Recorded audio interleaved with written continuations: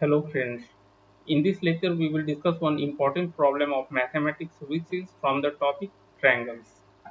Okay. So before starting the discussion I would like to tell you that if you want to get more important problems of mathematics you can visit our website which is education-adda.com. Link of this website is also available in the description box of the video. So how you can get the questions? See, you have to visit the website education-adda.com, then go to menu option. In menu option, you have to select academics adda, and in academics adda, you select math important questions. Okay.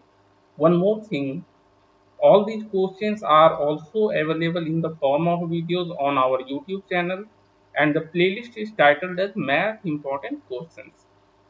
Coming back to the question, see what is given here.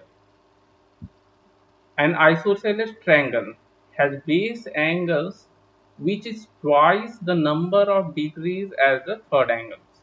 Okay, so all the base angles means all the two base angles will be equal to 2 times the third angle, and we have to determine the measure of each angle. See, this is how it will be like. So it is triangle ABC in which B and C are base angles.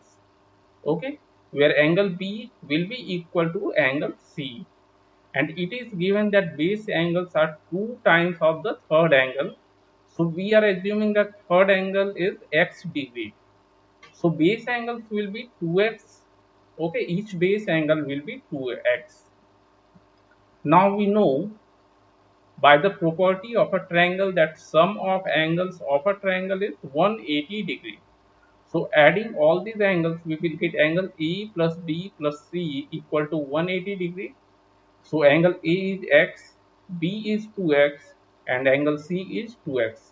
So we will get 5x equal to 180 degrees. So we can calculate the value of x as 180 by 5, that is 36 degree.